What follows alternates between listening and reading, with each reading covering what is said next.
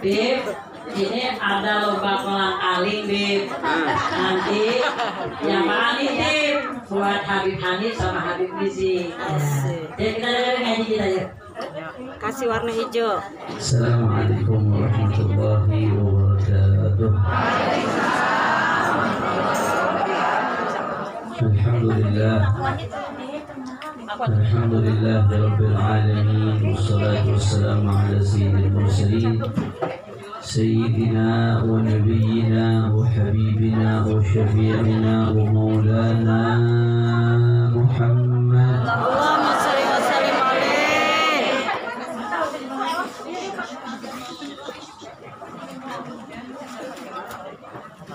الفاتح لما أغلق والخاتم لما سبق ناصر الحق بالحق والهادي إلى الصراط المستقيم وعلى آله وصحبه حق قدره ومقداره العظيم فتاه يعلم أما بعد.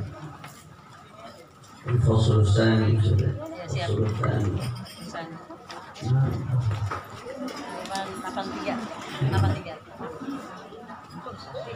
الفصل الثاني فيما ورد من الأحاديث النبوية في فضل العلم وأهله والحث على الطلب. Ada mix satu lagi enggak? Ada mix satu lagi. Ustaz Arabi berkata. Nah. حفظه الله تعالى ونفعنا به وبعلومه في الدنيا والآخرة. الفصل الثاني فيما ورد من الأحاديث النبوية في فضل العلم وأهله والحث على طلبه. اعلم أن الدين الإسلامي قائم على أساس العلم والمعرفة، فلا ينبغي للمسلم أن يكون بعيدا عن نور العلم، بل لا بد أن يقتبس من الميراث النبوي، فإن العلماء ورثة الأنبياء ونواب الرسل عليهم الصلاة والسلام. عن معاوية رضي الله عنه قال سمعت رسول الله صلى الله عليه وسلم يقول من يريد الله به خيرا يفقهه في الدين. وقال رسول الله صلى الله عليه وسلم ما عبد الله بشيء أفضل من الفقه في الدين. وقال عليه الصلاة والسلام عليه صلاة الله وسلامه فقيه واحد أشد على الشيطان من 1000 عابد. وأنا أبي الدرداء رضي الله عنه قال سمعت رسول الله صلى الله عليه وسلم يقول من سلك طريقا يلتمس فيه علما سلك الله به طريقا إلى الجنة. وإن الملائكة لتضع أجنحتها لطالب العلم رضا بما يصنع. وإن العالم ليستغفر له من في السماوات ومن في الأرض حتى الحيتان في الماء. وفضل العالم على العابد كفضل القمر على سائر الكواكب. وإن العلماء ورثة الأنبياء وإن الأنبياء لم يورثوا دينارا ولا درهما وإنما ورثوا العلم فمن أخذه أخذ بحظ وافر. Nah, kita melanjutkan pembahasan yang ada. Mudah-mudahan kita doakan guru kita Ustaz Umanah Sahibul Bait serta kedua putranya dan keluarga besarnya Allah panjangkan umurnya. Amin. Allah sehatkan badannya. Amin. Allah jaga zahir batinnya. Amin. Amin ya rabbal alamin. Dan salam penghormatan saya sampaikan kepada segenap ibu-ibu ummahat muslimat yang hadir di tempat ini. Kita semua angkat tangan, kita minta sama Allah. Mudah-mudahan tidaklah kita keluar dari tempat ini kecuali semua dosa kita diampuni Allah. Yang sakit Allah angkat penyakitnya, Allah sehatkan badannya. Semua yang hadir dilapangkan rezekinya, dikabul hajat-hajatnya. Amin ya rabbal alamin. Melanjutkan pembahasan kitab Al-Manhajus Sawi karya Syekh Al-Habib Zain bin Ibrahim bin Sumaid hafizahullah ta'ala wa nafa'ana bihi bidarain amin. Beliau mengatakan ya'lam anna dinal islami qaimun ala asasil ilmi wal ma'rifah, bahwasanya agama Islam ini agama yang kita peluk berdiri di atas fondasi ilmu pengetahuan. Jadi maka fala yanbaghi lil muslim an yakuna ba'idan an nuril ilm, maka jangan sampai tidak siokianya bagi seorang muslim jauh dari cahaya ilmu. Apalagi zaman sekarang, Ibu ya Allah, zaman yang fitnah luar biasa. Yang dikatakan oleh Nabi zaman yang Ra'aitumul munkara ma'rufa wal ma'rufa munkara. Yang benar dianggap salah, yang salah dianggap benar. Terjadi nggak tuh itu sana? Yang munkar dianggap ma'ruf, yang ma'ruf dianggap munkar. Yang hak dianggap batil, yang batil dianggap hak. Ini zaman ini, zaman fitnah. Giliran ada orang di sebagian negara perempuan telanjang dibilang gaya hidup. Telanjang dibilang gaya hidup. Giliran pakai cadar, hati-hati, ini bibit terorisme di luar. Padahal pakai cadar dia ngambil yang sempurna. Emang pakai cadar beda pendapat ulama, ada yang mengatakan wajib, ada yang mengatakan tidak wajib. Tapi kalau ngambil yang sempurna ya pakai, ngambil yang sempurna ya pakai. Cuman jangan yang telanjang dibenerin, gaya hidup ini style. Giliran pakai cadar dibilang teroris. Padahal yang telanjang itu teroris sebenarnya yang merebut hati laki-laki. Betul nggak? Orang poligami dikriminalisasi. Poligami padahal haram. Jawabnya lemas gitu. Kelihatan jawabnya. Lekan jawabnya. Coba yang kompak jawabnya, yang gak jawab si doain nantinya kawin lagi. Poligami haram. Nah, walaupun halal sih kagak berani bu. Setia sih semati. Jangan ibu dapat laki kayak saya. Dalam urusan setia maksudnya. Masya Allah. Poligami dikriminalisasi, nikah siri diintimidasi. Giliran LGBT dibilang hak asasi. Kacau nggak? Tahu kan LGBT tahu lu? Sudah pernah jelasin kan? Iya, dibilang hak asasi LGBT. Dibela, masya Allah, tabarakallah bisa-bisa. Itu di sebagian negara, di Belanda, di Swedia, laki sama laki kawin dapat buku nikah. Saya tidak kebayang kalau di kebayoran baru kan, masya Allah, santriwati Ustaz Farabi nikah, begitu saya dapat buku nikah, foto laki bini rapi, yang perempuan pakai jilbab, suaminya rapi pakai baju muslim, enak nggak dilihatnya? Ini laki sama laki, kawin sah. Dapat buku nikah, foto berduaan pakai buku nikah. Bewok. Itu dibilang hak asasi itu.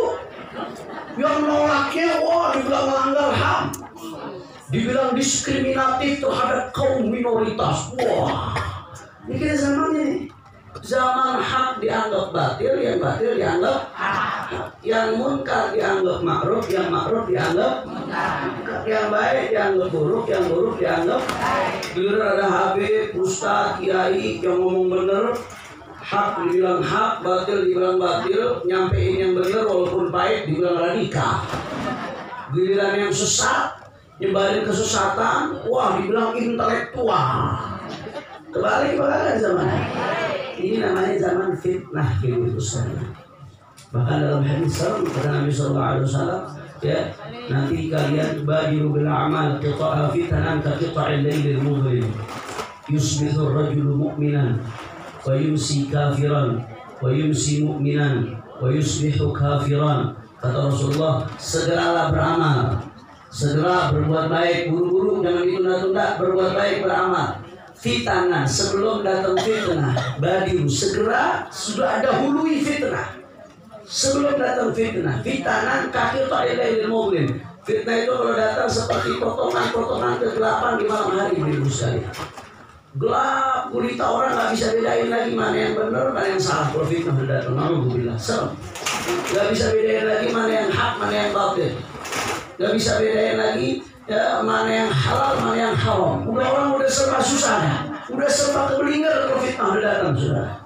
Itu kalau udah fitnah datang, alhamdulillah min dzalik di akhir zaman, yusbihur rajul mu'minan kata Rasulullah. Orang paginya masih mukmin, sorenya udah kafir. yumsi mukminan, sorenya masih mukmin, paginya berkafir. Na'udzubillah min. Itu zamannya fitnah. Nah kata Imam Al-Ghazali radhiyallahu taala anhu ardah, kalau fitnah sudah datang, la yaslam minha illa man ahyallahu qalbahu bil ilm.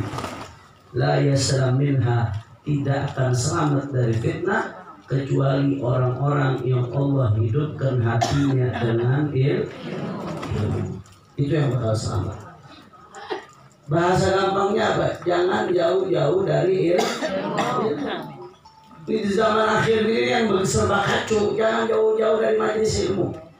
Jangan jauh-jauh dari majelis para ulama yang soleh, yang istiqamah, yang ahlus sunnah, yang jelas. Jangan jauh-jauh, jangan. Itu jalan keselamatan kita. Karena orang kalau nggak tahu halal haram, nggak tahu hak batil, nggak tahu benar salah, bagaimana mau selamat? Bagaimana mau selamat? Dia nggak tahu mana yang benar, mana yang salah, mana yang hak, mana yang batil, mana yang halal, mana yang haram. Bagaimana mau selamat di dunia dan akhirat? Na'udzubillah min. Maka di sini Sayyidul Habib Zaid bin Ibrahim bin Zaid mengatakan, "Fala yanbaghi lil muslim an yakuna ba'idan 'an nuril ilm." Maka tidak siokianya bagi seorang muslim untuk jauh dari cahaya ilmu. Nggak siokianya. Bal labudda an yattabisa min al-mirathil nabawi. Maka sudah seharusnya dia mengambil bagiannya dari warisannya baginda Nabi besar Muhammad sallallahu alaihi wasallam, karena para ulama adalah waris para nabi. Kita nggak kenal, kita nggak ngalamin Nabi, kita nggak ngalamin Rasulullah. Kita hidup jauh dari zaman Rasulullah 1400 tahun lebih. Kita hidup setelah wafatnya baginda Nabi besar Muhammad sallallahu alaihi wasallam. Lantas tapi kan kita harus ikutin Rasulullah. Jalan keselamatan kita satu-satunya ikutin baginda Nabi besar Muhammad sallallahu. Tapi bagaimana Rasulullah jauh dari zamannya? Kita nggak ngalamin, kalau sahabat enak ngalamin, para tabi'in enak ngalamin. Kita nggak ngalamin, bagaimana? Nah, ternyata Rasulullah SAW udah wariskan ilmunya kepada para ulama yang belajar ke gurunya terus sampai baginda Nabi besar Muhammad sallallahu alaihi wasallam. Nah, mereka para ulama adalah para pewaris Nabi. Mereka yang ngebagiin warisan Nabi ke kita, Bu. Mereka yang bagiin warisan Nabi ke kita. Coba kalau warisannya berupa duit, kira-kira berebut apa enggak? Bukan berebut lagi, kalau perlu bergulat tonjok-tonjokan. Itu kalau urusan duit. Kadang-kadang mata hati kita ini gelap. Duit tadi kita berebut, giliran warisan Nabi yang nggak bisa terbayar dengan uang. Males-malesan kita ngejarnya. Padahal dibagiin di majelis-majelis taklim, dibagiin sama guru-guru kita. Maka di sini beliau mengingatkan, maka nggak pantas, nggak siokianya kalau kita jauh dari cahaya ilmu. Kalau kita jauh dari cahaya ilmu, padahal itu merupakan warisannya baginda Nabi besar Muhammad. Maka di sini Rasulullah mengatakan, saya sudah sering kutip ini hadis, man yuridillahu bihi khairan yufaqihu fiddin. Siapa yang Allah menginginkan kebaikan untuknya, Allah berikan dia pemahaman di dalam ilmu agama. Makin rajin belajar ilmu agama, makin rajin dia mengamalkan ilmu agama, berarti tanda-tanda dia makin dekat kepada kebaikan. Makin rajin ke majelis, makin semangat ke majelis, insya Allah tanda makin dekat kepada surga. Tapi hati-hati sebaliknya, makin berat ke majelis, makin berat belajar. Ada aja 4 aja bawaannya 4 aja kalau kalian tahu. Kalau mau majelis bawaannya 4 lek-lekan. Tahu lek-lekan benar-benar? Udah lek aja bawaannya. Udah 4 aja bawaannya males-malesan. Hati-hati. Itu warning buat kita tuh. Itu kalau ibarat kata kita tensi darah tuh, itu berarti atasnya udah 100, atasnya 200, bawahnya udah di atas 100. Tinggi semua. Tinggi banget itu. Tinggi. Bahaya. Nah, warningnya bahaya agama kita begitu kita mulai malas ke majelis. Warningnya bahaya agama kita begitu kita udah mulai malas majelis. Peringatan tuh. Ya Allah, Nabi bilang nih, man yuridillahu bihi khairan yufaqihu fiddin. Kata Nabi, siapa yang Allah menginginkan kebaikan untuknya, Allah gerakkan dia untuk belajar ilmu agama. Ya Allah, kok saya sekarang malas-malasan belajar ilmu agama? Apa jangan-jangan sekarang tandanya saya makin jauh dari kebaikan? Jangan-jangan Allah halangi saya dari kebaikan. Alhamdulillah, men. Bukan susun sama Allah, bukan. Tapi itu warning, peringatan dari Allah buat kita. Ketika mulai jauh dari ilmu agama, itu peringatan dari Allah buat kita. Begitu juga anak-anak kita, mantu-mantu kita, keluarga kita, dorong. Jangan lepas dari ngaji, jangan lepas dari belajar. Ya, jangan mau di masjid, mau di majelis, mau di madrasah, dorong. Lebih-lebih kalau bisa di pesantren. Alhamdulillah.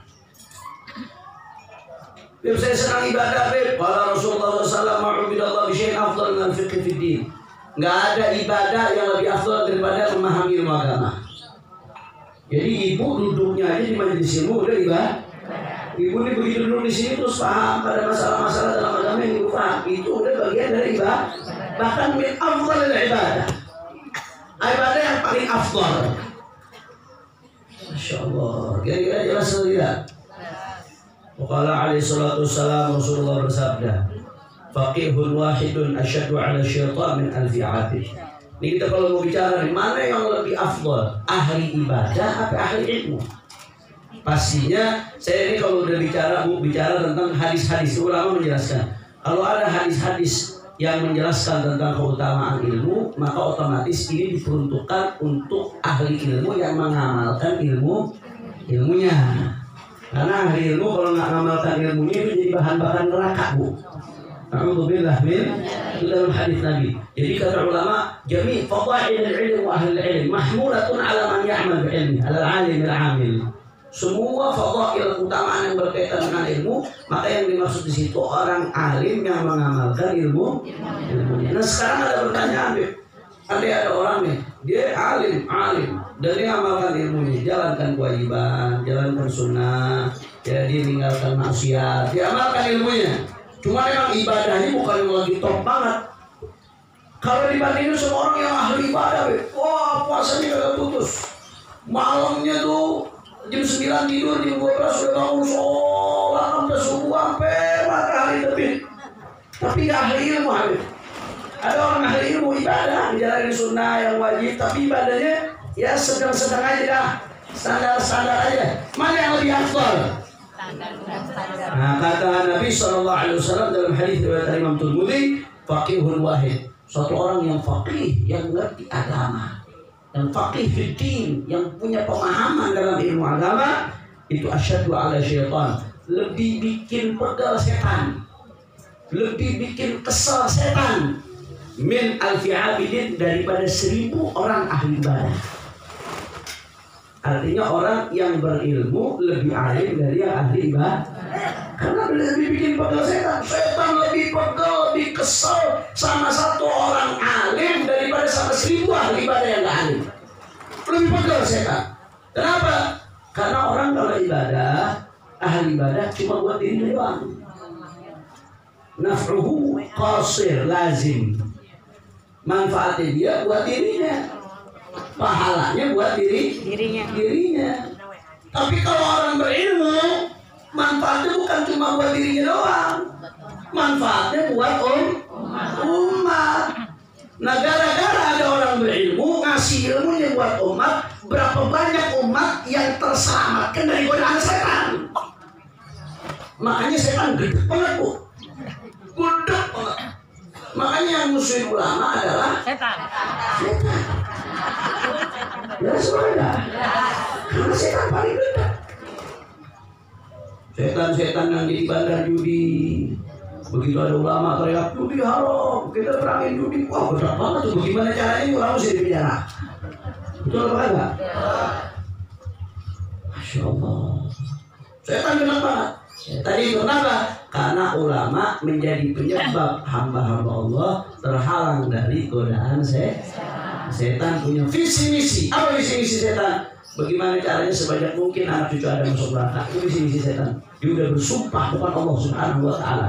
Ketika setan diusir dari surga, iblis diusir dari surga, dia sumpah sampai akhir zaman, saya bakal goda itu anak-anak Adam.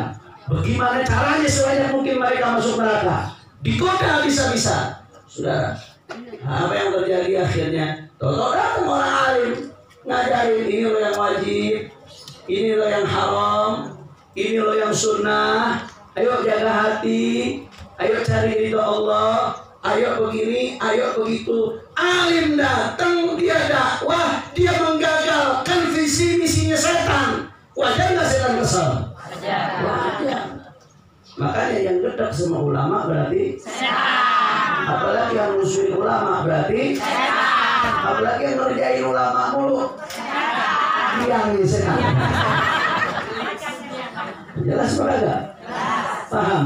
Ya, setan itu kan minal jinnati ada jin, ada manusia. Jelas atau tidak? Ini.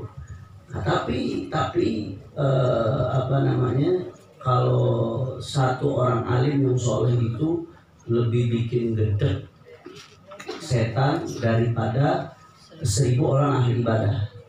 Tapi kalau orang alim yang fasik sebaliknya, satu orang alim yang fasik lebih bahaya dari 1000 setan.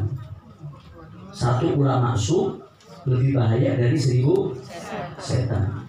Ada cerita Al-Imam As-Subki di dalam kitabnya At-Tabaqat Asy-Syafi'iyah. Ada Juddin Abdul Wahhab bin Taqiyuddin Ali bin Abdul Kafi As-Subki dalam kitab At-Tabaqat Syafi'iyah. Ini ulama besar. Subki ini ulama besar dari kalangan Syafi'iyah. Keluarganya keluarga ulama, cucunya ulama, bapaknya ulama, kakeknya ulama. Semuanya ulama top. Subki, karangan-karangan kitabnya luar biasa. Usul Subki ya.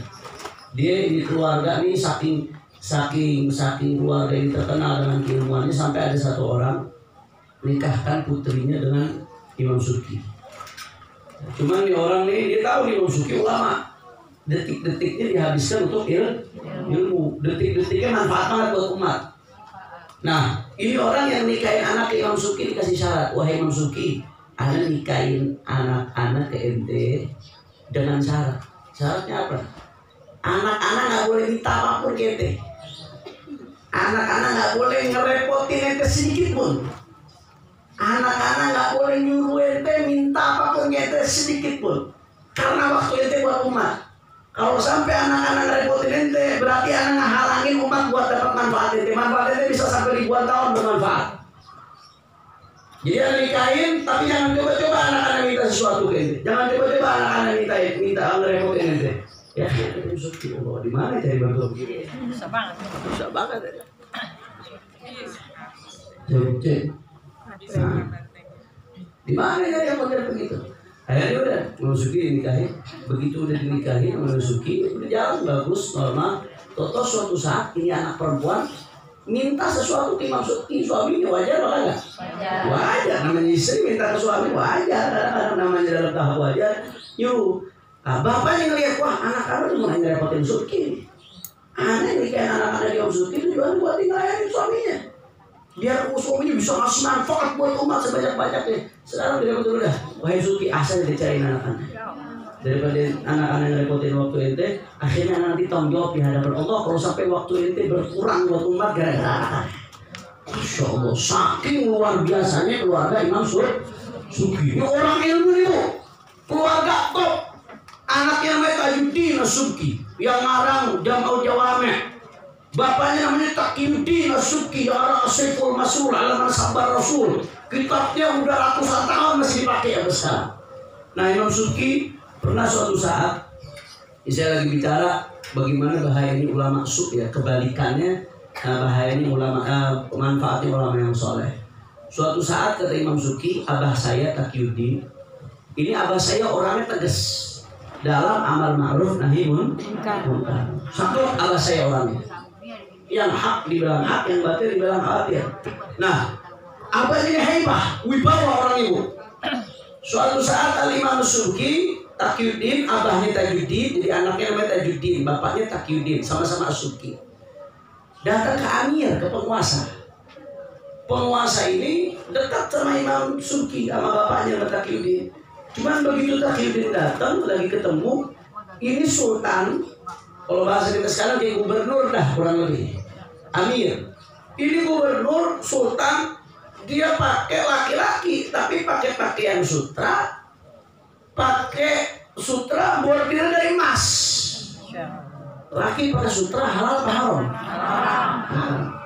Laki pakai perhiasan emas, halal apa haram? Haram. Mau dipakai di anting, mau dipakai di cincin, mau dipakai di bordir, mau dipakai jadi tusuk gigi lagi. Laki pakai emas hukumnya haram, nggak boleh. Haram bin haram, haram kuadrat ini. Coba udah haramnya. Singkat cerita ditegur Habib Suki, baik-baik ditegur, wahai Amin, kenapa engkau pakai pakaian seperti itu? Bukankah di pasar sana ada kain dari suf yang lebih indah dari ini? Kau lebih berhak pakai itu, dan itu halal, ini haram. Padahal itu lebih indah. Wahai Amir, kenapa kau pakai bordiran emas? Padahal di pasar ada bordiran yang lebih bagus dari benang dari yang halal. Ini haram, kau dapat muka Allah. Padahal itu lebih indah. Buat apa udah nggak lebih indah? Haram lagi. Nasihatnya bagus nggak? Sopan nggak? Indah nggak? Begitu dengar nasihat itu Amir langsung sadar, ya Allah, iya benar aneh salah. Hari itu dia tanggalkan jubahnya yang dari sutra, yang pakai bordiran dari emas, dia tanggalkan, dia copot itu pakaian ibu-ibu sekalian, dan akhirnya dia tobat di situ kepada Allah Subhanahu. Pulanglah Imam Suki. Begitu Imam Suki pulang, subhanallah, singkat cerita, besoknya datang ulama amplop, Bu. Datang ulama yang imanuhum fi amplofihim. Imannya ada dalam amplop. Emang ulama nggak boleh terima amplop? Boleh aja. Boleh, nggak ada masalah. Yang nggak boleh nyari ilmu gara-gara amplop. Apalagi yang penarik, udah ke taksi saudara. Ulama narik ke taksi. Apalagi sampai-sampai halal dibikin haram, haram dibikin halal gara-gara itu namanya ulama amplop. Imanuhum fi amplofihim. Pakai fa fi amplofihim. Paham ya Bu ya? Ini udah bagus nih, bagus nggak tuh Amir nurut Suki? Nurut sama ulama bagus nggak? Bagus, dinasihatin baik-baik, nurut, datang besok ulama amplop. Wahai Amir, kenapa kau copot itu jubahmu yang kemarin?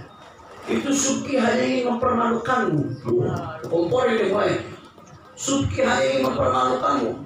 Kamu tidak tahu, hai Amir, bukankah di kitab A ada yang menjelaskan bahwasanya laki-laki boleh pakai pakaian sutra? Oh, pakai kitab tuh. Pakai kitab, cari-cari, ubah-ubah kitab. Ulama amplop. Diubah-ubah kita. Bukankah di kitab A ada yang menghalalkan? Walaupun pendapatnya jelas. Bukankah di kitab A ada yang menjelaskan bahwasanya itu boleh pakai bordiran emas? Kenapa kau buka? Suki hanya ingin mempermalukanmu. Marah itu Amir, Bu. Kurang ajar memang Suki ini. Dia ambil lagi itu jubahnya udah dia copot, dia pakai lagi, Bu. Gara-gara ulama amplop. Tajuddin Suki begitu habis nyeritain ini, apa kata beliau? Kata beliau, innama yutlifus salati fasaqatul fuqaha. Yang innama yutlifus salati fasaqatul fuqaha, kata Suki.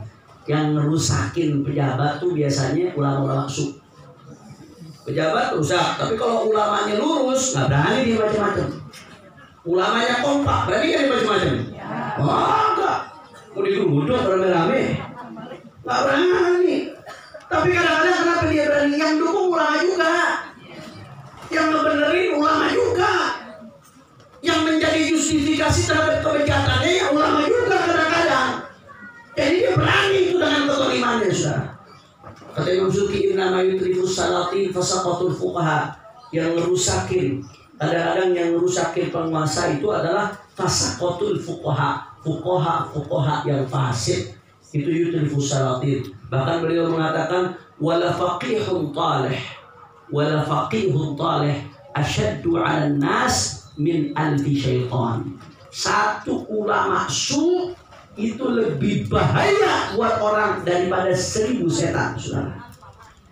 Satu ulama tapi benar lebih bahaya untuk orang daripada 1000 setan. Kenapa? Iya, dia orang melihatnya ulama.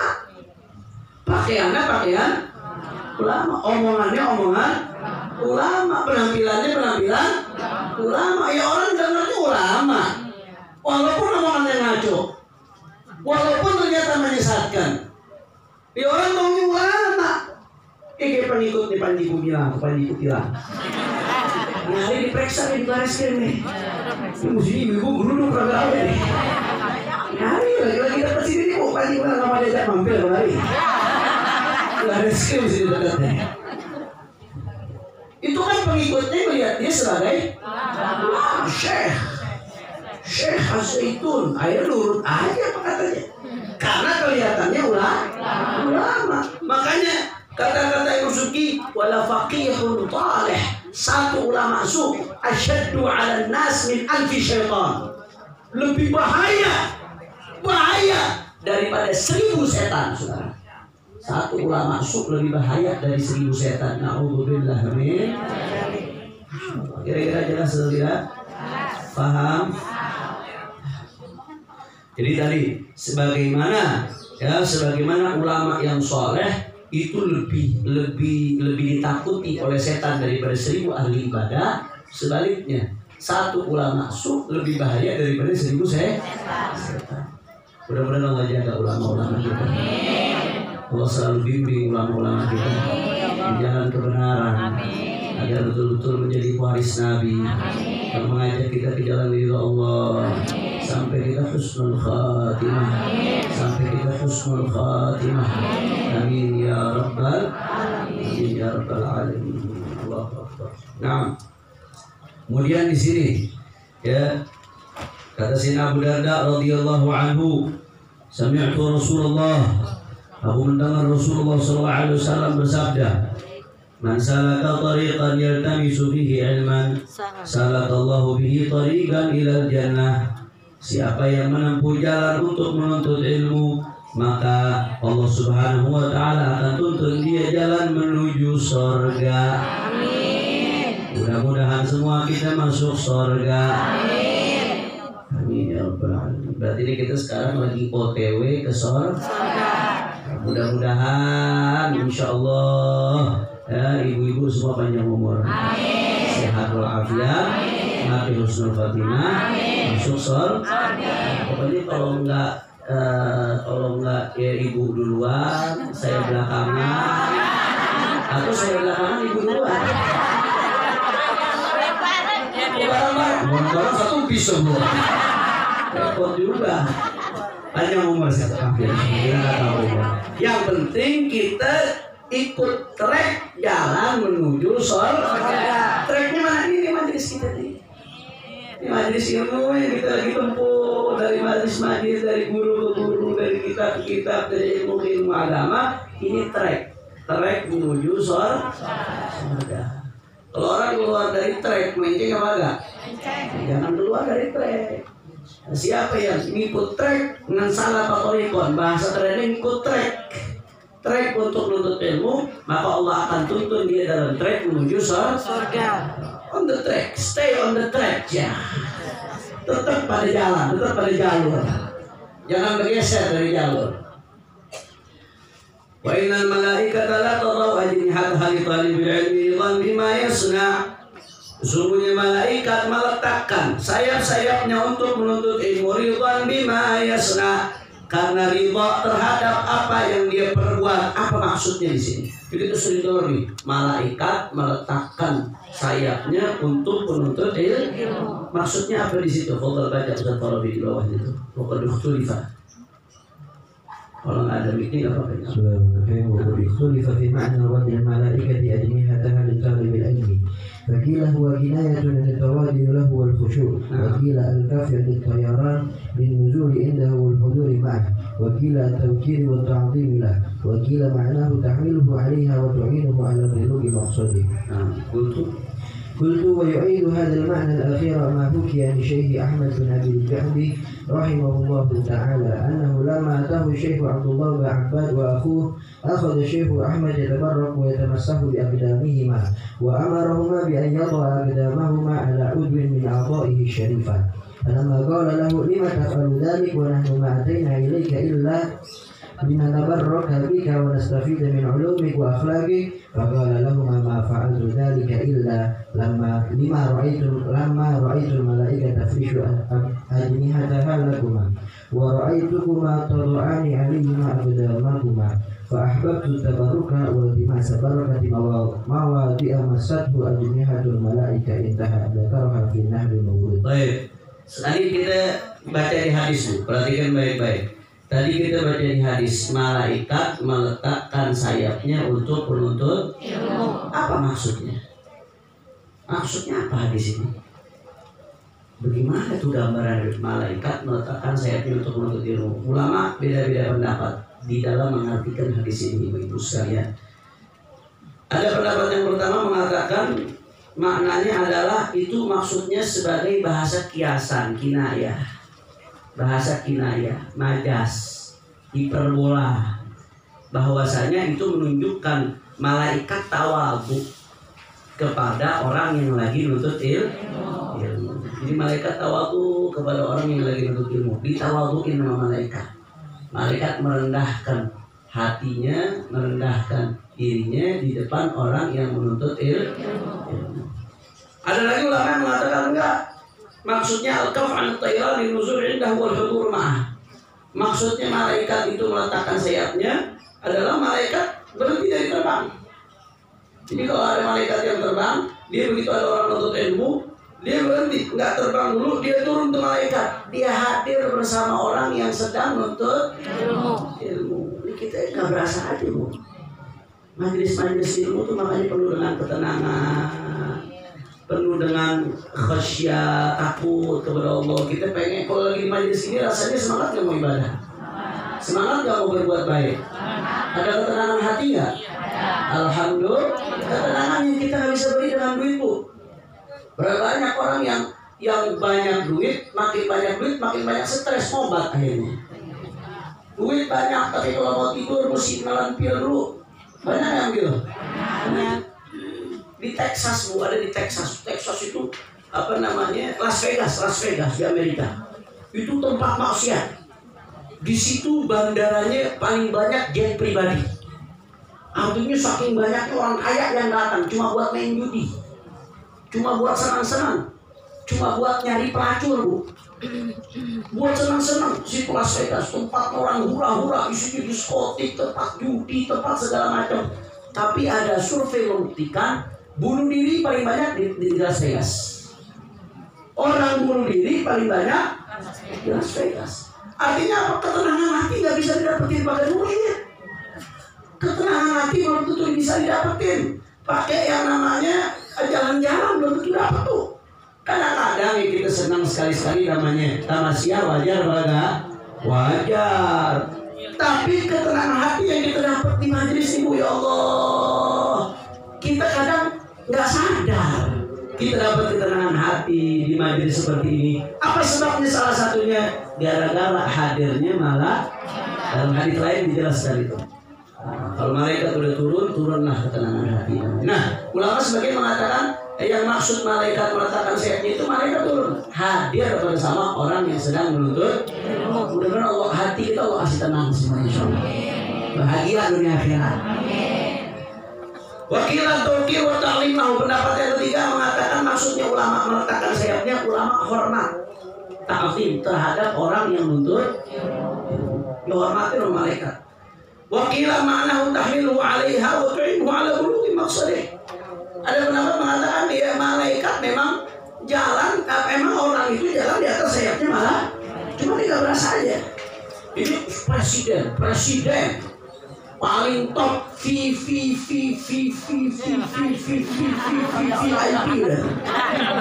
jalan di atas karpet. Berapa sih harganya karpet merah dibanding sayap malaikat, Bu?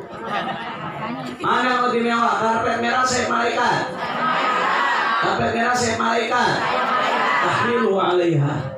Pendapat yang keempat mengatakan benar, orang yang lagi duduk itu jalan di atas sayapnya malaikat, gitu kan? Malaikat ngebantu dia buat sampai kepada tujuannya. Makanya kalau presiden VIP, ibu lebih VIP lagi. Kenapa? Karena jalan di atas sayap malaikat. Lebih hebat mana? Karpet merah apa sayap malaikat? Karpet merah apa sayap malaikat? Berarti lebih mulia penuntut ilmu, lebih jalan. Walaupun pun juga tidak boleh sombong. Tapi kalau untuk memotivasi boleh. Jelas atau tidak? La ilaha illallah. Wa yu'ayyuhadal makna akhir yang mendukung makna yang terakhir nih. Makna yang mengatakan itu berarti makna hakiki. Yang lain kan takwil, itu makna hakiki berarti. Memang malaikat betul-betul jalan di atas sayap menuntut ilmu. Ada cerita dari seorang ulama namanya Syekh Ahmad bin Abil Ja'ad. Ya, ketika ada muridnya yang namanya Syekh Abdullah Ba'abbad sama saudaranya. Syekh Abdullah Ba'abbad nih sama saudaranya datang berguru ke gurunya namanya Syekh Ahmad bin Abil Ja'ad. Ya, ada Syekh Abdullah Ba'abbad datang sama saudaranya, sama adiknya atau kakaknya, pokoknya saudaranya datang ke gurunya namanya Syekh Ahmad. Nah ini begitu dua murid datang ke gurunya, begitu sampai gurunya nyamperin nih murid, ini guru ngusap kaki muridnya, tabarukan. Guru malah ngusap kaki murid. Bahkan nih guru nyuruh ente taruh kaki ente di atas salah satu anggota tubuhnya.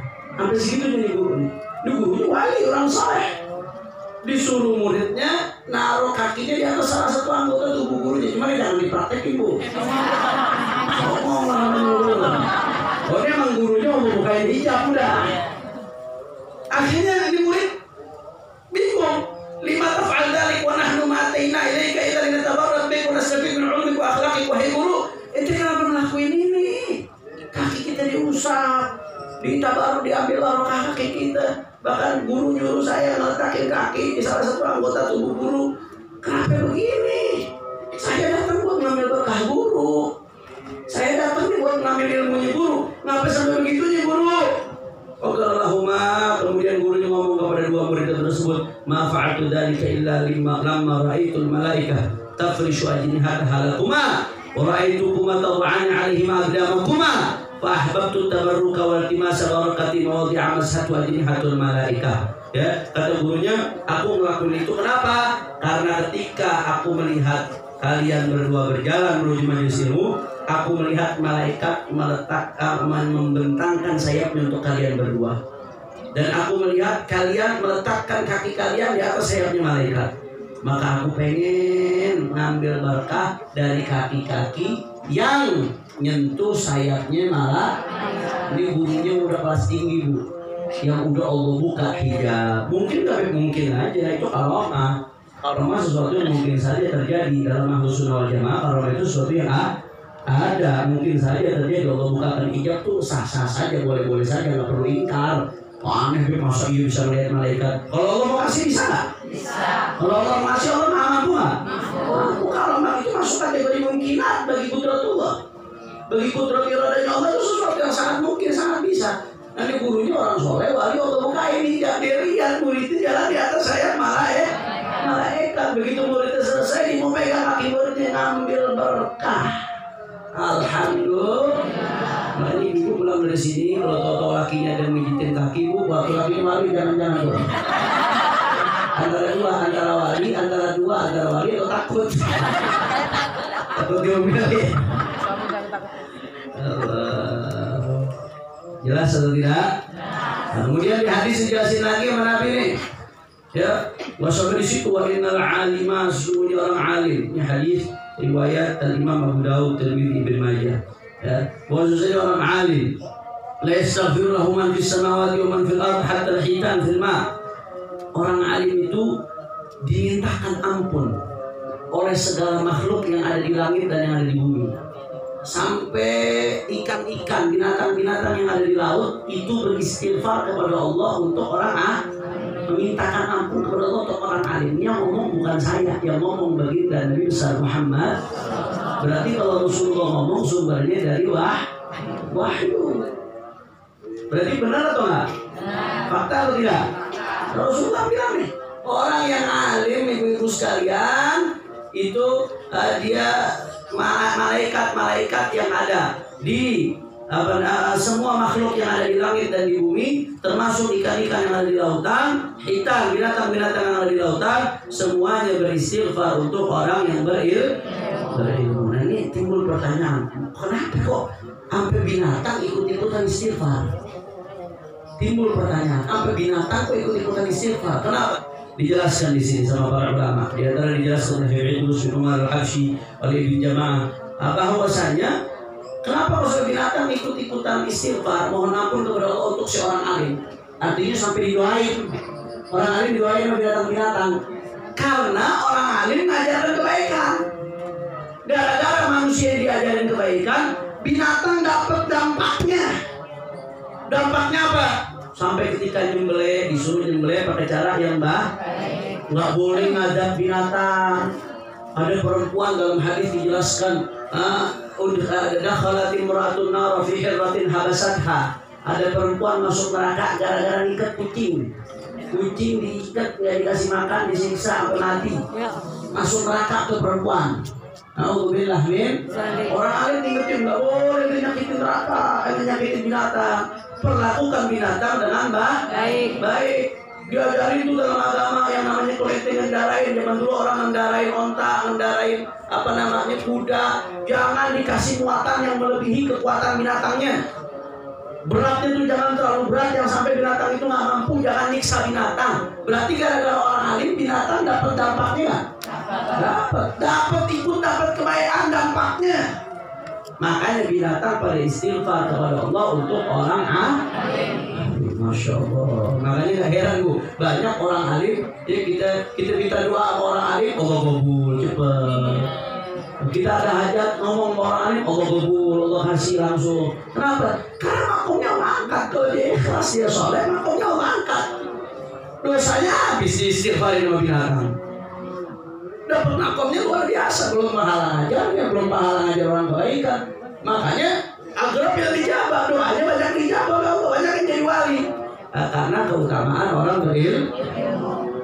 Habib Idrus bin Umar juga jelasin, kenapa orang alim ini sampai dapat istighfar dari penduduk langit, penduduk bumi. Berarti termasuk batu-batu, pohon-pohon, penduduk langit, penduduk bumi itu. Berarti termasuk binatang-binatang, hatta hitan fil bahr, sampai binatang di lautan. Istighfar. Kenapa? Karena orang alim ini amar ma'ruf nahi munkar. Dia ngajak ke yang baik, mencegah ke yang buruk. Gara-gara dia ngajak ke yang baik, orang berbuat baik. Gara-gara dia mencegah dari yang buruk, orang hindarin yang buruk, nggak maksiat. Turun rahmat Allah. Begitu turun rahmat Allah, batu kebagian enggak? Pohon kebagian enggak? Binatang kebagian enggak? Manusia kebagian enggak? Turun rahmat Allah semuanya. Hujan rahmat Allah Subhanahu wa taala. Gara-gara berkat ilmunya orang alim. Gara-gara berkat amar ma'ruf nahi munkarnya orang alim. Sehingga mereka dapat ngerasain juga rahmat Allah. Begitu mereka juga ngerasain rahmatnya Allah Subhanahu wa taala. Nah, itu luar biasa. Mereka sebagai bentuk terima kasihnya, mereka beristighfar kepada Allah untuk orang alim. Jelas atau tidak? Paham? Insya Allah. Untuk kurang lebih kesimpulan kita dengerin azan dulu. Marhaban bil qaili adlan wa bis salati marhaban wa ahlan.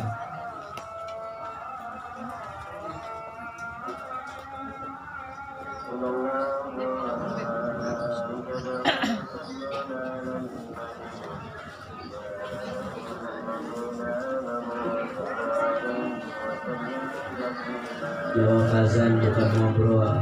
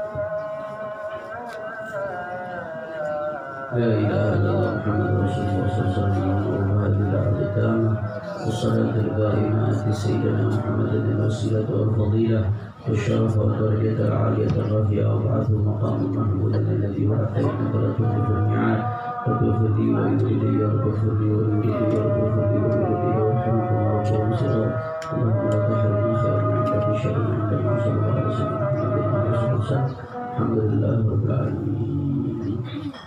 Tapi kita lanjutin sedikit lagi, ya. Kita lanjutin sedikit lagi.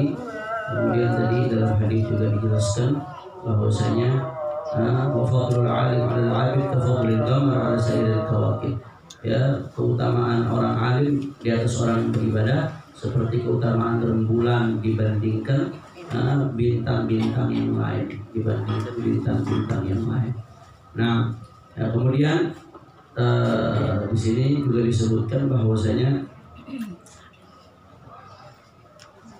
kalau Rasulullah SAW bersabda dalam halaman 87, sebagian Anda bacakan langsung substansinya saja, Anda bacakan satu persatu. Jadi kita bisa pindah ke bab berikutnya di pertemuan berikutnya insya Allah. Ya, kalau Rasulullah SAW bersabda, yashfa'u yawmal qiyamati thalathatun, yang akan memberikan syafaat nanti di hari kiamat. Ini hari riwayat Ibnu Majah. Siapa yang akan memberikan syafaat? Yawmal qiyamah ada 3 yang akan memberikan syafaat hari kiamat. Ada berapa? 3. Yang pertama anbiya, para nabi. Para nabi nanti akan memberikan syafaat hari kiamat. Walaupun yang punya syafaat uzma, syafaat yang paling besar, hanya baginda Nabi besar Muhammad. Tapi syafaat secara umum para nabi punya hak untuk memberikan syafaat.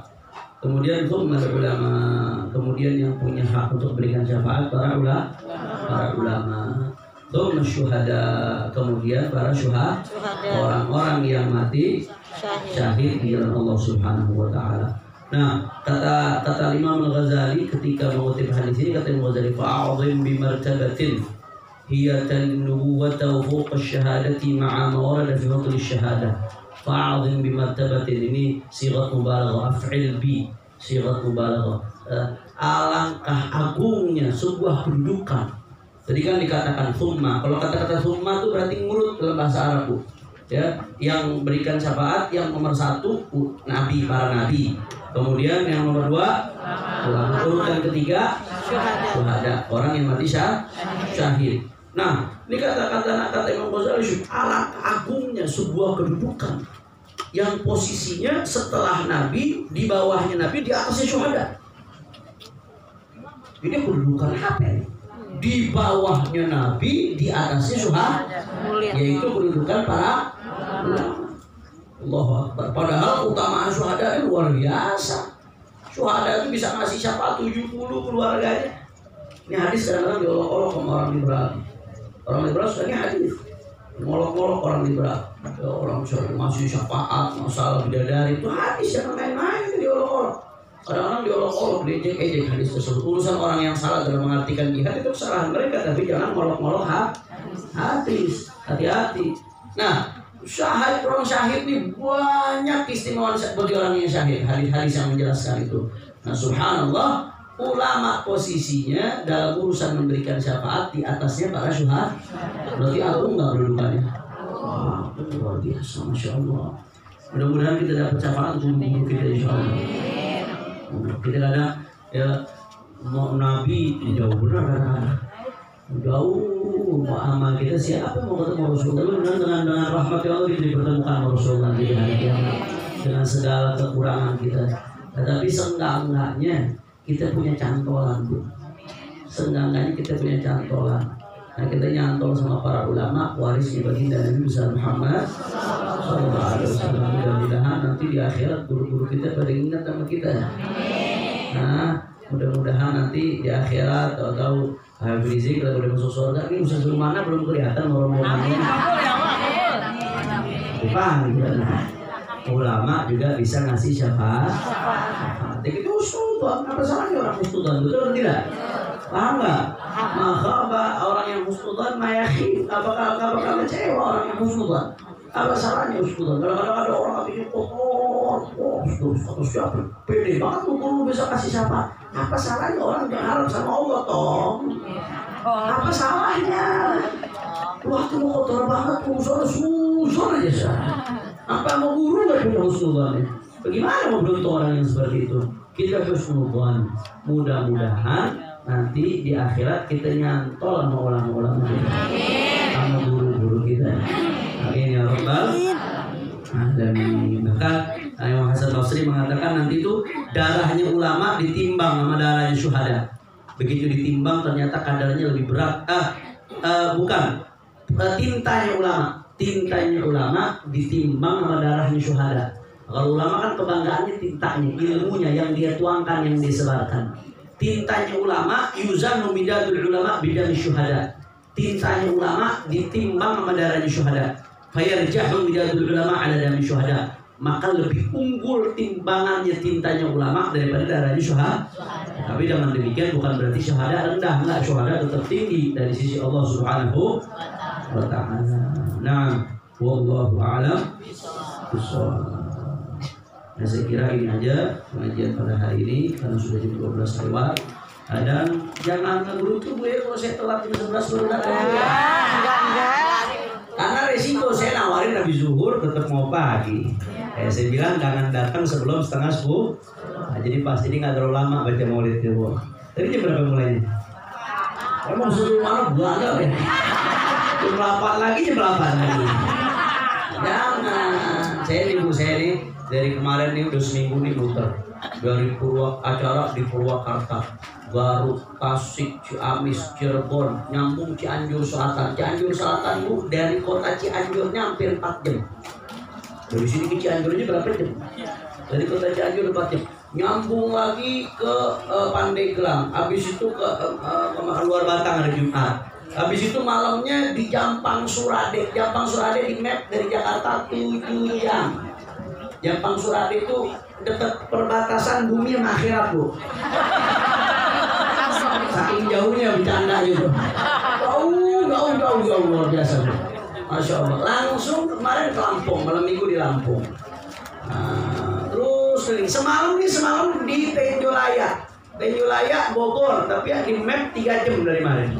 7 di Bogor Barat. Alhamdulillah. Makanya kadang sampai rumah subuh, makanya saya minta habis zuhur. Tapi nggak apa-apa, demi ibu-ibu nggak apa-apa pagi. Tapi kalau telat-telat dikit dimaklumin ya. Saya bilang mulainya 9:30. Jangan jam 8. Kalau jam 8 sampai jam 12 kayak anak sekolah. Ngaji pakai sekolah.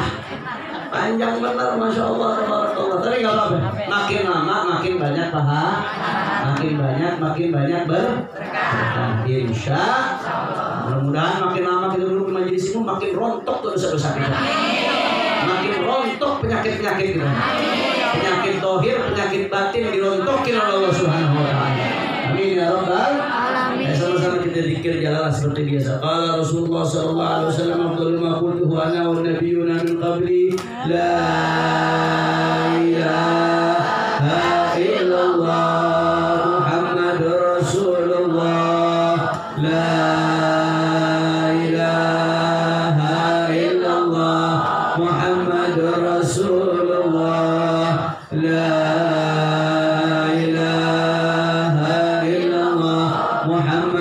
Rasulullah sallallahu alaihi wasallam la ilaha illallah la ilaha illallah la ilaha illallah la ilaha illallah la ilaha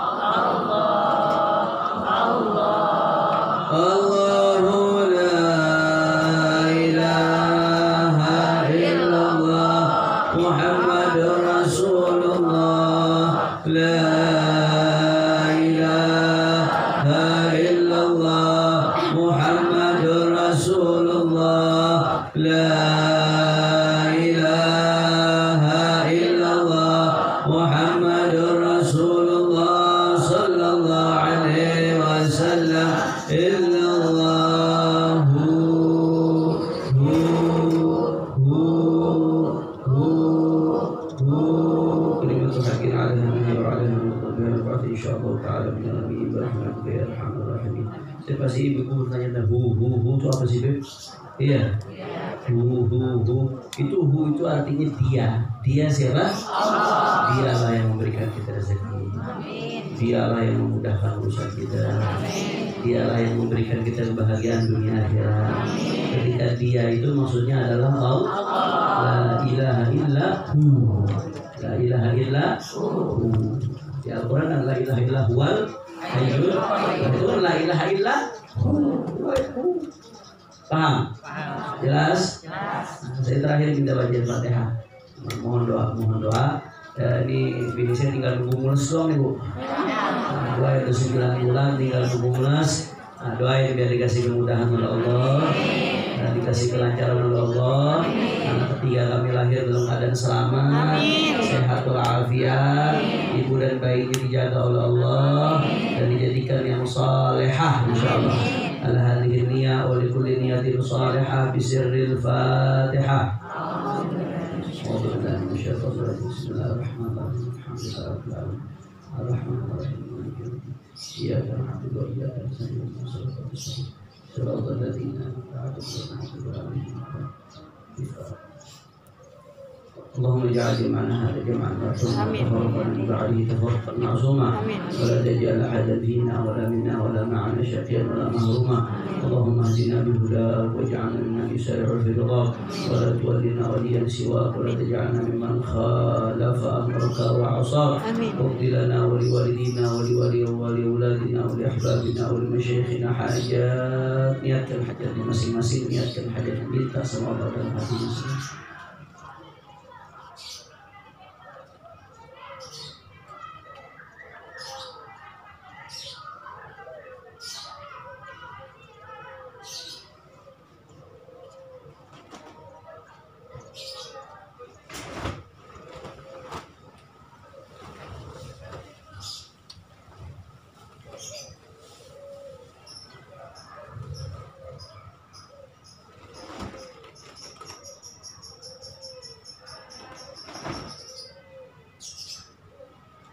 اقض لنا ولوالدينا ولأولادنا ولأحبابنا حاجات حسية ومعنوية دنيوية وأخروية بجاه خير البرية. يا مولانا يا مجيب يا حاضرا لا يغيب توسلنا إليك بالحبيب تقضي حاجاتنا غريب.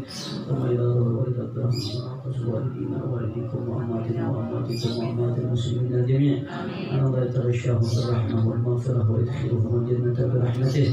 وإلى حضرة النبي محمد صلى الله عليه وسلم بسر الفاتحة. أعوذ بالله من الشيطان الرجيم. بسم الله الرحمن الرحيم. الحمد لله رب العالمين الرحمن الرحيم مالك يوم الدين إياك نعبد وإياك نستعين صراط الذين أنعمت عليهم غير المغضوب عليهم ولا الضالين.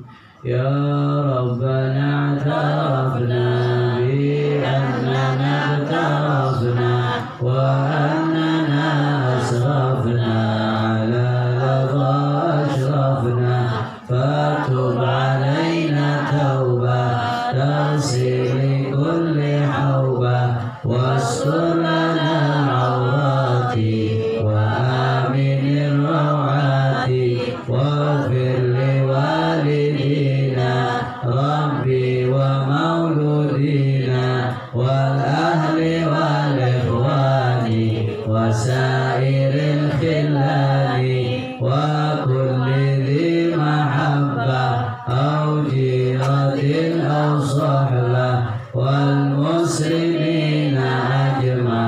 آمين ربي اسمع فضلا وجودا منا لا باكتساب منا بالمصطفى الرسول نهضى بكل سول. صلى وسلم ربي عليه عد الحب وآله وصحبه عداد طش الصحب. والحمد لله في البدء والتناهي. سبحانك اللهم وبحمدك أشهد أن لا إله إلا أنت أستغفرك وأتوب إليك. والسلام عليكم ورحمة الله وبركاته. kasih.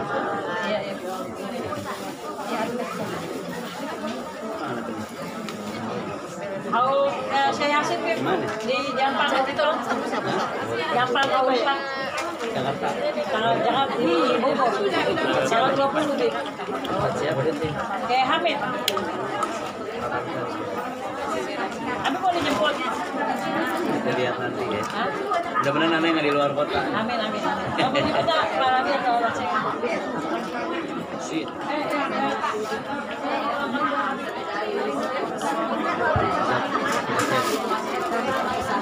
Senin besok kan ya seminar tuh. Masya Allah. Hadir Dr. Abdul Qadir. Hadir. Salam. Jam berapa ya? Ahmad Abdul Wahab.